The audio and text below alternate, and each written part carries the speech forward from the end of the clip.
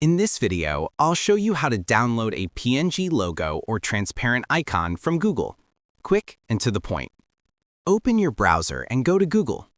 In the search box, type what you want and add the word logo PNG or icon PNG. For example, YouTube logo PNG or YouTube icon PNG. Press enter to search. Click on images to switch to image search. At the top, select transparent if the option is available. This helps filter images with transparent backgrounds. Now look for images that show a checkerboard background or say PNG or transparent in the description. Click on the image you like to open the preview. Right-click on the image. Select Save Image As.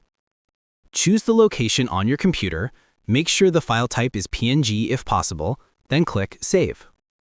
Here you can find more results and options to choose from. Alternatively, you can visit a stock icon site like Flaticon. In the search box, type YouTube. And you can download a transparent logo from here as well. And that's it. That's how you download a PNG logo or transparent icon from Google. If this helped, like and subscribe for more quick, helpful tutorials. Feel free to reach out if you encounter any issues during the process. If this video helps you out, please leave a like and subscribe. Comment below if you have any questions. If you need further assistance, consider hiring a professional using the link in this video below.